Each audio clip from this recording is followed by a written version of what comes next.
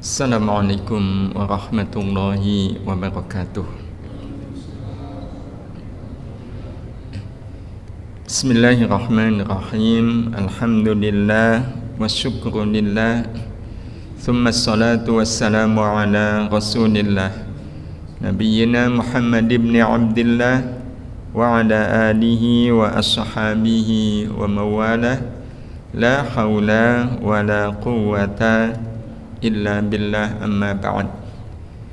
Bapak Ibu jamaah Masjid Salahuddin yang dirahmati Allah, kesempatan kajian tazkiyah nafas kita di sore hari ini, kita ingin bahas sama-sama tentang bagaimana kita menghamba diri di hadapan Al-Khaliq. Menghamba diri di hadapan Al-Khaliq.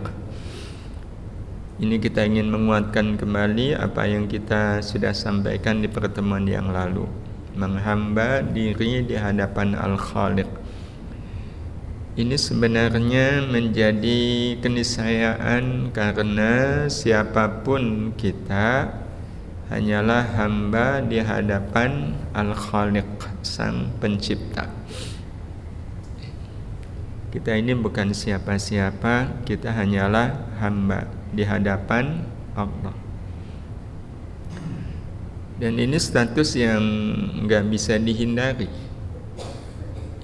Seberapapun orang tidak mengaku dirinya sebagai hamba, tapi status hamba itu tidak akan pernah bisa lepas.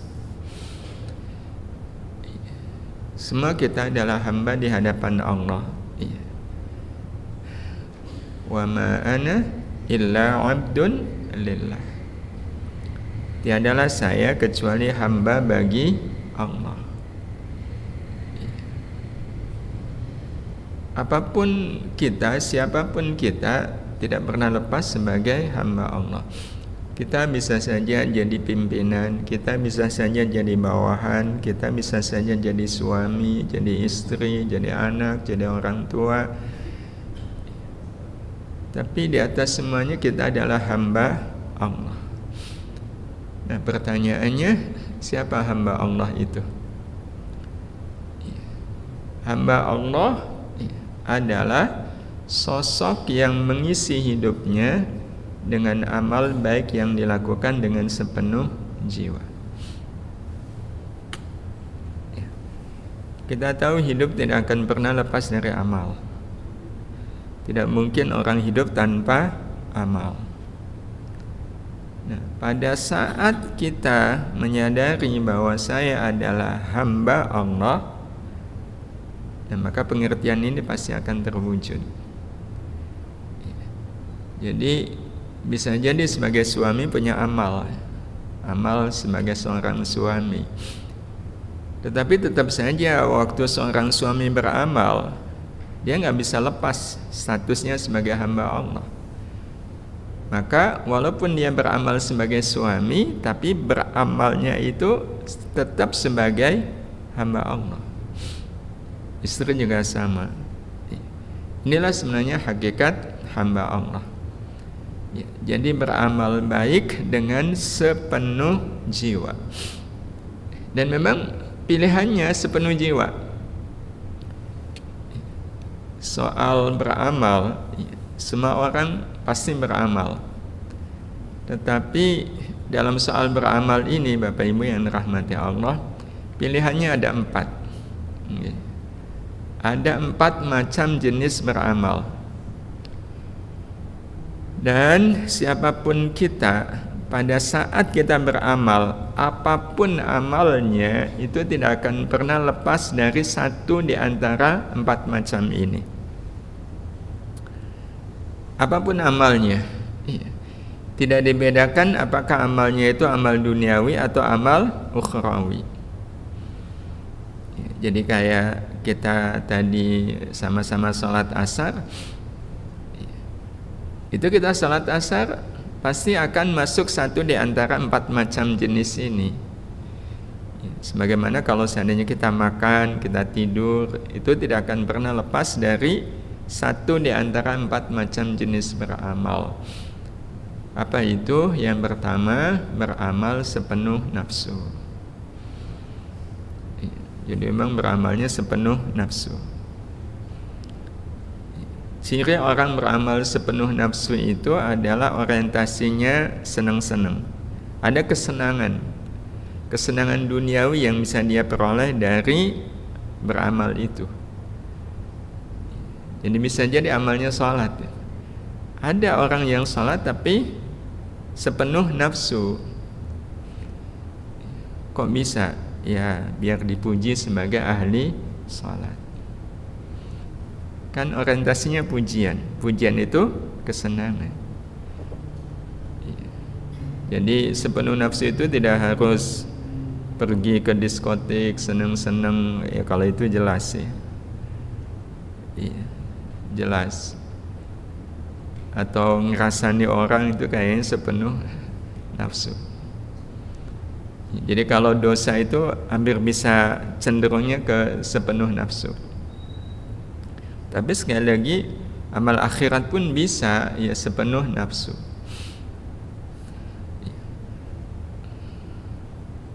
Oh kemana-mana sedekah gitu. Kenapa? Bahkan bagi-bagi motor. Karena sangat bernafsu untuk jadi pemimpin. Bahasanya kan sangat bernafsu untuk jadi pemimpin.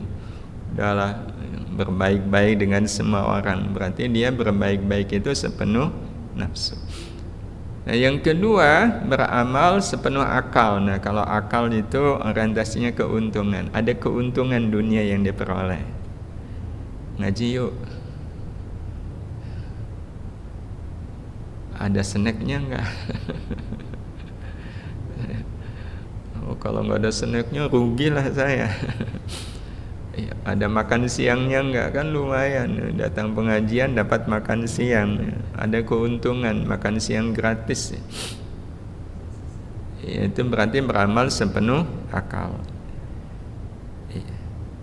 Tidak semua tercela kalau sepenuh akal ini. Ya, tetapi orang kalau beramal sepenuh akal ya berarti dapatnya cuma keuntungan dunia itu.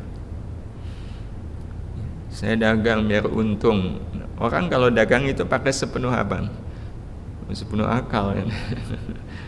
Kalau orang dagang nggak pakai akal nggak jadi dagang. Ya dapatnya keuntungan dunia. Kalau memang dia orientasinya untung kan berarti dapatnya cuma keuntungan dunia. Keuntungan akhirat ya enggak, karena memang orientasinya untung. Iya. Nah nanti tergantung keuntungannya buat apa. Kalau keuntungannya buat sedekah, nah nanti tergantung juga sedekahnya sepenuh apa. Iya. Jadi memang bergulir. Beramalnya sepenuh apa. Nah di atas sepenuh akal ada sepenuh hati. Nah kalau sepenuh hati itu beramal orientasinya suka atau tidak suka. Jadi kalau datang ke rumah kita tamu yang kita sukai, itu menemuinya sepenuh hati enggak? Iya, karena saya suka. Tapi kalau tamunya enggak kita sukai, kita menemuinya enggak cuma setengah hati, seperempat hati. Jadi hatinya enggak utuh. Jadi memang kalau sepenuh hati itu ya dasarnya suka atau tidak suka. Ada hasil yang saya sukai enggak? Nah dari 3 jenis beramal yang pertama ini, kira-kira mana yang ideal Bapak Ibu? Kalau kita lihat 3-tiganya enggak ada yang ideal. Hatta beramal sepenuh hati itu enggak ideal. Kenapa? Karena hati itu bisa berubah-ubah. Hati itu berbolak-balik. Pagi senang baca Quran, besoknya enggak senang. Ya karena memang ya, pegangannya adalah hati. Ya, suka atau enggak suka. Kalau lagi suka ya beramal, kalau lagi enggak ya malas. Nah berarti tinggal satu pilihan.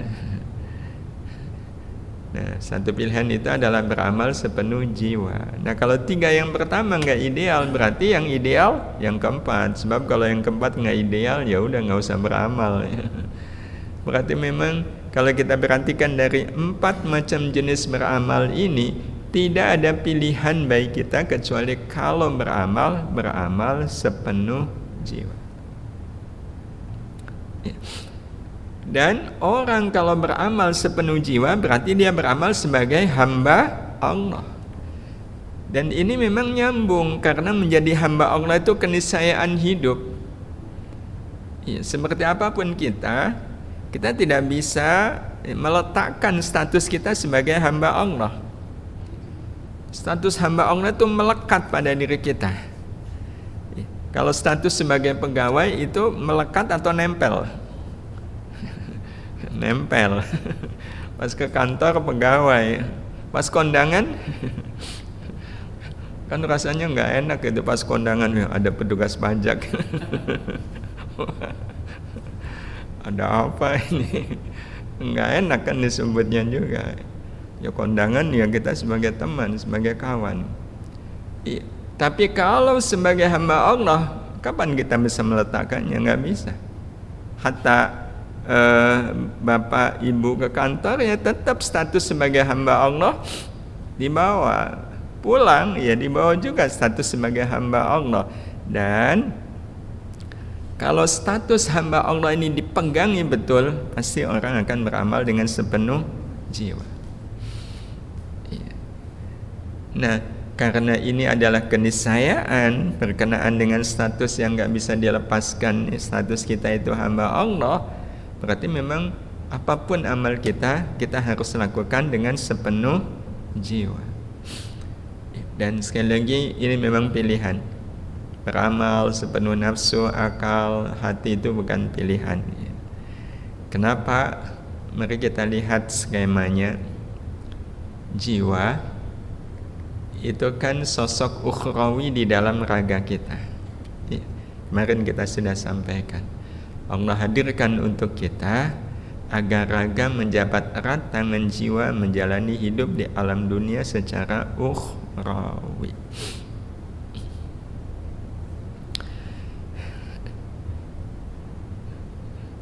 Yang membuat kita hidup itu karena faktor raga atau faktor jiwa?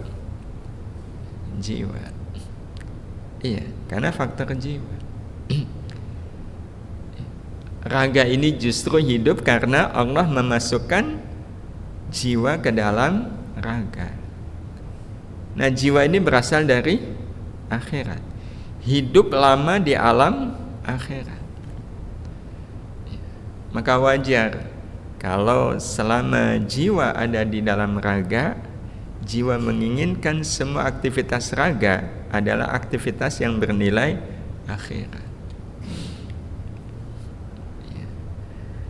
Artinya dari sini kita punya satu prinsip Bapak Ibu yang dirahmati Allah. Posisi jiwa bagi raga itu berarti siapa? Dan ini yang memang menjadi tugas bagi kita. Ya, bagaimana kita menjadikan jiwa teman hidupnya raga. Iya. Teman hidupnya raga itu adalah jiwa. Dan ini yang paling tepat. Salah kalau ada orang mengatakan istri itu teman hidupnya suami. Teman hidupnya suami siapa? Istri. Istri itu bukan teman hidup. Iya, bukan. Teman hidup raga yang betul-betul teman hidup ya jiwa. Kenapa? Karena jiwalah raga menjadi hidup. Tanpa jiwa, raga hidup enggak Bapak Ibu? Ya enggak. Berarti teman hidupnya raga jiwa. Nah, kalau teman hidupnya raga adalah jiwa, apa yang semestinya dilakukan oleh raga terhadap jiwa? Ya menjaga. Menjaga. Karena kalau tidak dijaga itu jiwa, hidupnya raga bisa bermasalah enggak? Bisa bermasalah karena hidupnya raga ada pada jiwa.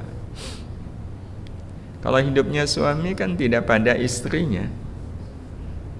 Buktinya kalau istrinya meninggal, apa suaminya ikut meninggal? Enggak.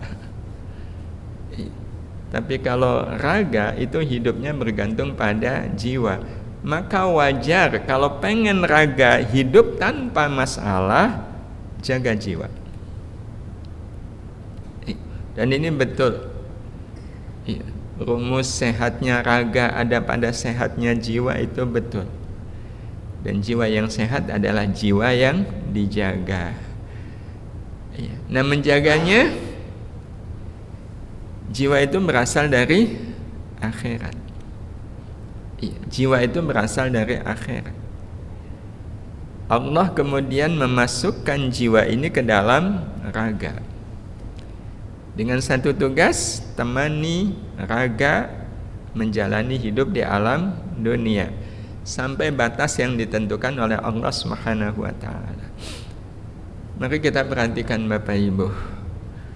Jiwa sebelum dimasukkan ke dalam raga hidup di alam akhirat. Alam akhirat itu luas atau sempit?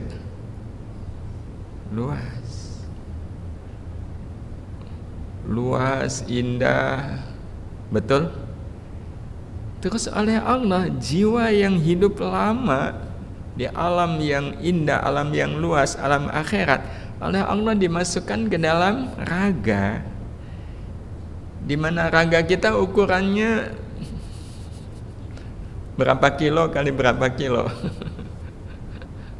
Raga kan sempit banget.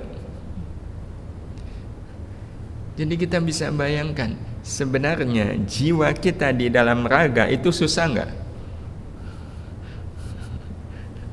Kan kebayang kalau seandainya bapak, ya, ibu sudah tinggal di rumah yang lumayan luas, ya, 100 meter persegi kan sudah lumayan luas. Terus bapak ibu dipindah tugas, dapat rumah dinas.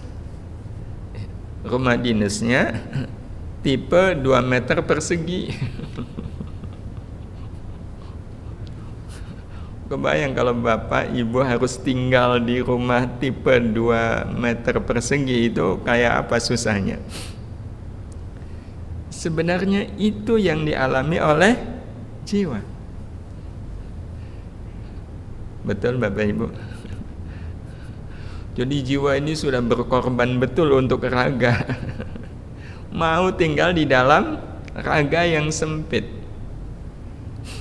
Berarti kan memang kita punya tugas menjadikan jiwa kita, walaupun berada di dalam raga yang sempit, bagaimana jiwa kita tetap bahagia, ya, tetap tenang berada di dalam raga kita yang sempit. Wah, apalagi raganya Mas Fakih ini kecil. Nah, caranya adalah menjaga agar jiwa merasakan suasana akhirat selama berada di dalam raga kita.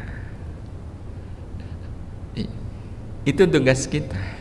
Jadi walaupun berada di dalam raga, tapi kalau jiwa merasakan suasana akhirat, itu setidaknya melipur raga. Karena raga memang berasal dari akhirat. Menjaga raga, ya, merasakan suasana akhirat. Contoh, suasana akhirat itu kita membayangkannya sejuk atau panas? Sejuk kan? Disebut akhirat, bawaannya sejuk. Ceritanya kita dihina orang. Pada saat kita dihina orang, itu rasanya kita sejuk atau panas? Bayangkan kalau kita dihina orang, terus kita hawanya panas. Itu yang panas, jiwa kita atau raga kita? Raga. Raga kita panas. Bukti panasnya, tangan kan gatel nih. Berarti raga yang panas, mulut juga gatel. Jadi raga panas. Padahal di dalam raga ada Jiwa itu bawaannya sejuk. Jadi kita bisa bayangkan kalau kita dihina terus kita panas, itu jiwa yang ada di dalam raga kita langsung, ya Allah, udah berada di tempat sempit, panas, tega betul kita. Karena itu kenapa ketika orang berbuat buruk sebutannya apa? Zalim kepada diri sendiri. Nah, diri sendiri di sini persisnya siapa? Jiwa.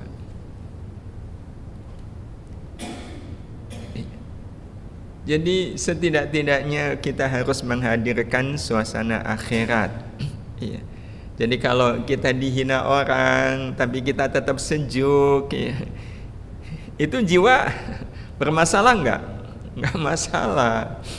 Kita baca Quran, kalau kita baca Quran itu sama dengan kita menghadirkan hawa sejuk di dalam raga kita. Di dalam raga ada jiwa, jiwa senang sekali. Ya, sesuatu yang memang punya nilai dan makna akhirat.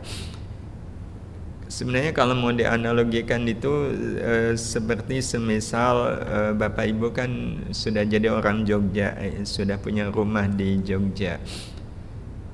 Tapi Bapak Ibu punya orang tua yang dari kecil sampai sepuhnya itu tinggalnya di Pegunungan Dieng. Nah, suatu saat orang tua memberi kabar, "Nak, Bapak Ibu kok pengen mengunjungi kamu di Jogja. Ya, insya Allah nanti Bapak Ibu agak lama mengunjungi kamu di Jogja." Orang tua mau berkunjung ke rumah, logikanya kita senang atau nggak senang? Oh, senang. Wah, senang sekali. Nah, apa yang harus kita lakukan? Menyiapkan, kan? Ya, menyiapkan tempat untuk orang tua selama nanti tinggal di rumah kita. Orang tua kita tinggal di Pegunungan Dieng. Yang namanya pegunungan, kemana-mana itu ngelihat hamparan yang lapang atau sempit? Lapang. Berarti setidak-tidaknya kita harus menyiapkan kamar untuk orang tua, kamar yang luas. Yang kedua, Jogja panas, Pegunungan Dieng dingin. Berarti di kamar harus dipasang apa? AC, wajib. Walaupun kamar kita nggak ada AC-nya, tapi ini masalahnya untuk orang tua. Sejuknya harus sama dengan Dieng. Setelah itu apa lagi Bapak Ibu? Temboknya ya ditempeli wallpaper gambarnya Pegunungan Dieng. Kemudian disiapkan apa yang memang menjadi kesukaan orang tua. Iya, disiapkan di kamar. Kalau sudah begini orang tua betah nggak? Oh, betah. Iya. Pas orang tua lagi keluar, wallpapernya diganti. Kapan lagi diganti? Iya. Pas lagi acara keluar juga diganti. Kalau sudah seperti ini, orang tua seneng nggak? Seneng. Yang membuat seneng, walaupun di Jogja, tapi rasanya seperti di Dieng. Betul Bapak Ibu? Ya. Oh, seneng banget, bahagia. Ya, walaupun suatu saat kan pasti orang tua pengen pulang. Nah, Bapak Ibu sebenarnya betah di rumah kamu ini. Memang di Jogja, tapi kok rasanya sama seperti di Dieng. Tapi kan Bapak Ibu rumahnya di Dieng. Jadi ya Bapak Ibu insya Allah mau pamit. Pulangnya baik-baik nggak? Baik-baik. Maka hal yang sama Bapak Ibu yang dirahmati Allah, kalau kita selalu menjaga agar jiwa merasakan suasana akhirat, ya selama berada di alam dunia. Jadi walaupun hidup di alam dunia, di dalam raga yang sempit, tapi kalau suasananya suasana akhirat, kan jiwa senang. Apa wujud suasana akhirat di sini? Wujudnya bukan berarti kemudian badan kita ditempelin wallpaper gambar surga. Enggak. Ya, kasih AC gitu di raga kita, enggak. Ya, cara menjaga suasana akhirat di dalam raga adalah menjadikan apapun yang ada terjadi dan dilakukan oleh raga kita selalu bermakna dan bernilai akhirat. Itu yang dimaksudkan dengan menghadirkan suasana akhirat di dalam raga. Maka yang tadi kita katakan, kalau zikir, jiwa pasti senang, karena zikir itu adalah akhirat. Intinya amal-amal kita memang bernilai akhirat. Jadi ada perhatian khusus terhadap jiwa. Ada perhatian khusus terhadap jiwa. Nah, perhatian khusus ini yang menyebabkan jiwa itu bahagia. Bapak Ibu yang dirahmati Allah Subhanahu wa taala, ini yang menyebabkan, memang kemarin sempat kita bahas kan, bagaimana kita memahami keinginan ukhrawi jiwa terhadap raga. Keinginan jiwa terhadap raga itu sebenarnya cuma satu, yaitu ikhlas. Ikhlas setidaknya dalam 3 hal. Yang pertama, ikhlas menjadikan Allah sebagai satu-satunya tempat bergantung, berharap dan berserah diri. Di surat Al-Ghafir Allah menyampaikan, wa ufawwidu amri ilallah innallaha basyirum bil ibad. Aku serahkan urusanku kepada Allah. Jadi jiwa itu senang sekali kalau kita punya urusan, punya masalah, tempat bergantungnya itu ke Allah. Ke Allah. Allah dulu, Allah lagi, Allah terus. Itu senang. Pokoknya bergantungnya hanya kepada Allah Subhanahu wa taala. Karena memang segala-galanya itu ada dalam genggaman Allah. Itu jiwa senang sekali. Jadi kalau seandainya bapak, ibu sakit terus berobat, terus sembuh, Pak, kok sembuh? Iya, Allah yang menyembuhkan. Nah, kalau kita mengatakan Allah yang menyembuhkan, jiwa itu senang. Karena memang bagi jiwa yang bisa menyembuhkan itu adalah Allah. Tapi kan kadang kita suka lupa ya. Kok sembuh Pak? Iya, berobat gitu. Wah, dokternya manjur betul. Berarti kan kesannya yang menyembuhkan kita siapa? Dokter. Itu jiwa nggak sreg. Jiwa kita nggak sreg. Jiwa kita kayak nggak diperhatikan oleh raga. Ada satu kalimat yang ini amat sangat disukai oleh jiwa. Kalau kita bermunajat kepada Allah, ya Allah, sudah kututup semua pintu hidupku selain pintu yang menghubungkanku denganmu. Ya Allah, biarkan pintu itu terbuka untuk selamanya agar aku bisa menemuimu setiap waktu. Ya Allah, pokoknya nggak ada pintu yang terbuka kecuali pintu antara aku dengan Engkau.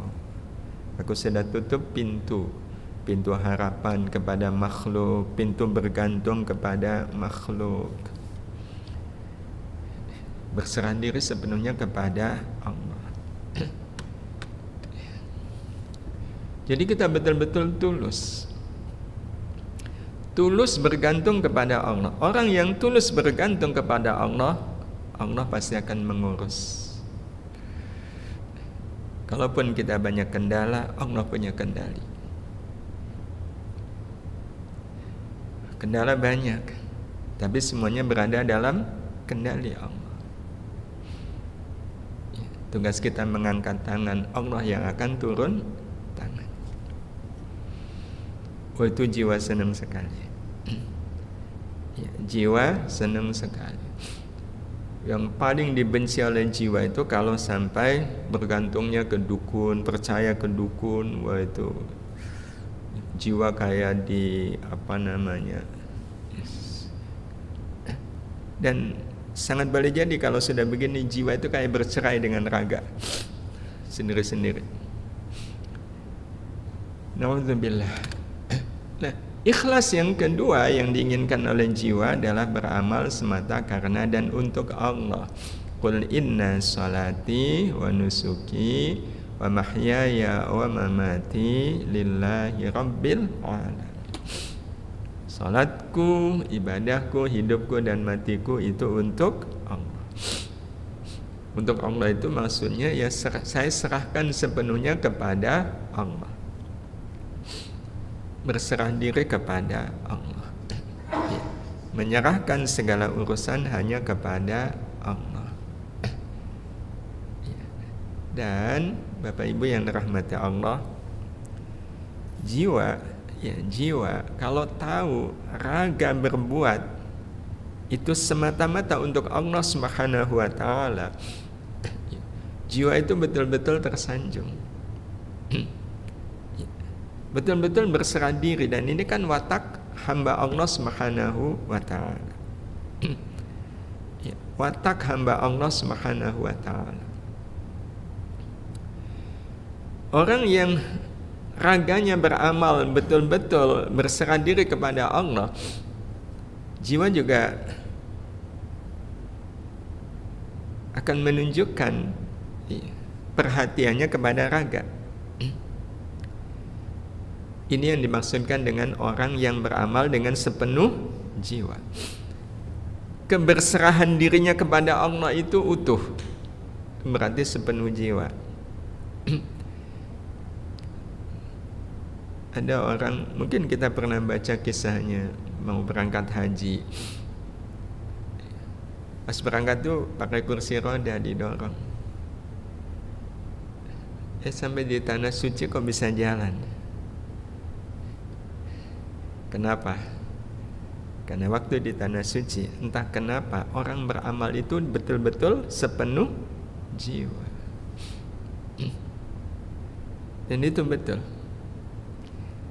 Jadi siapapun yang raganya beramal dengan sepenuh jiwa, entah kenapa jiwa itu seperti menguatkan raga. Rasul sendiri pernah mengatakan, dan ini menunjukkan bahwa logika yang paling sesuai dalam hidup ini adalah logika jiwa, bukan logika akal atau logika hati.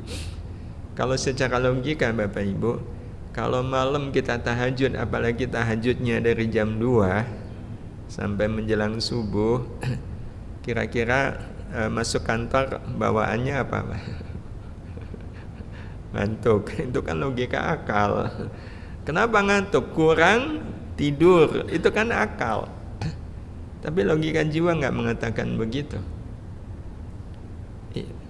Buktinya Rasul mengatakan barang siapa yang tadi malam tahajud, sesiangan dia itu akan semangat, akan terengginas. Itu kata Rasul sallallahu alaihi wasallam. Ini kan nggak nyambung dengan logika akal. Sedekah itu mengurangi atau menambah harta? Menambah, bagi yang sedekahnya sepenuh jiwa.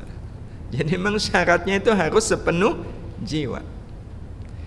Puasa tadi malam nggak sahur, tapi kalau sepenuh jiwa, entah kenapa raga ini nggak lapar.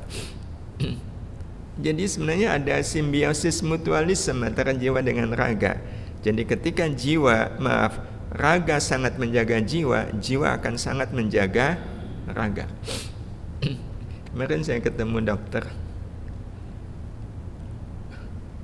Saya agak jarang ketemu beliau, tapi setiap kali ketemu beliau tuh mesti titelnya nambah. Kemarin pas ketemu, nambah lagi nih titelnya. Nah, salah satunya beliau, dan saya percaya karena beliau dokter ya. Jadi orang kalau baca Quran, Bapak Ibu, orang kalau baca Quran,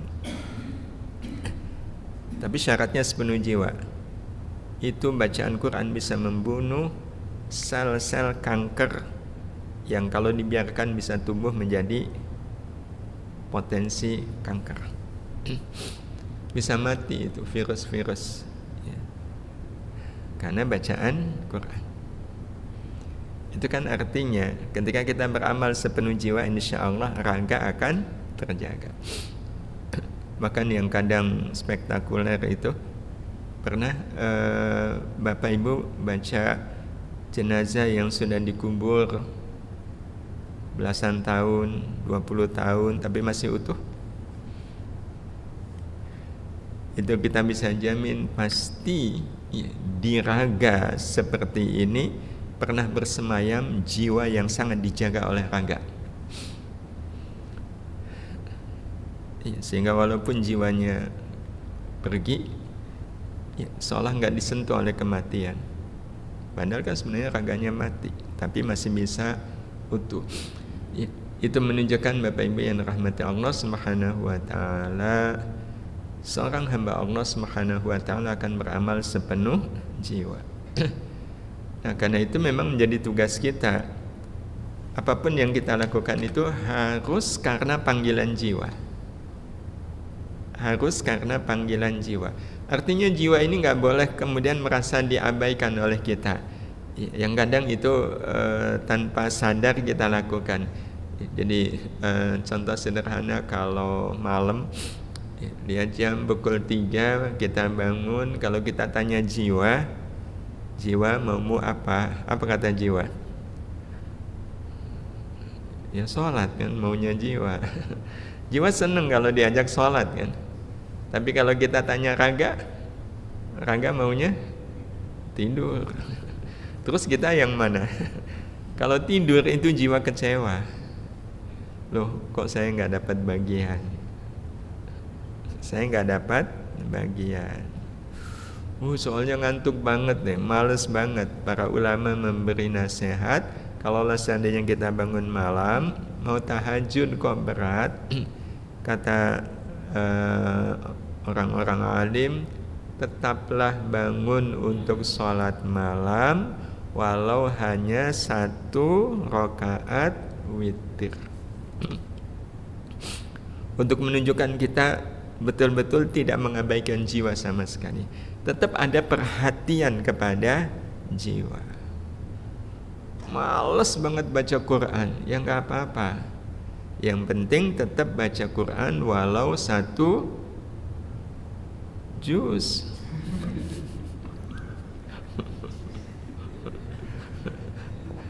Bayangkan males hanya 1 juz. Itu jiwa seneng nggak? Kayaknya jangankan males ya, lagi rajin juga 1 juz berat ya. Ya kalaulah tidak 1 juz ya 1, jangan 1 ayat, 1 surat. Kalau 1 ayat masih Yasin gitu.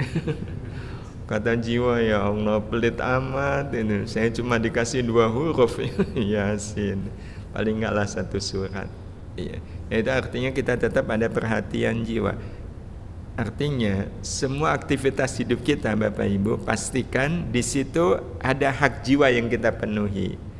Makan, jangan cuma sekedar perhatian kita kepada raga, tapi ada perhatian kepada jiwa. Apa perhatian kepada jiwa? Saya senang makan makanan ini karena makanan ini halal. Wah, itu jiwa senang sekali. Karena yang membuat kita senang makanan ini adalah karena halalnya. Roti gitu, ada halalnya nggak? Ada, alhamdulillah. Itu kita makan roti, jiwa seneng gitu. Tapi kalau nggak ada halalnya dimakan juga, wah itu jiwa kayak nggak diperhatikan oleh diri kita. Dan ya Allah wa iyyakum. Ini saja Bapak Ibu yang dirahmati Allah. Masih ada lanjutan, insyaallah kita sampaikan di pertemuan yang akan datang. Waktu juga yang membatasi kita, mohon maaf. Kita akhiri dengan doa kafaratul majelis. Subhanakallahumma wa bihamdika asyhadu an la ilaha illa anta astaghfiruka wa atubu ilaik. Assalamualaikum warahmatullahi wabarakatuh.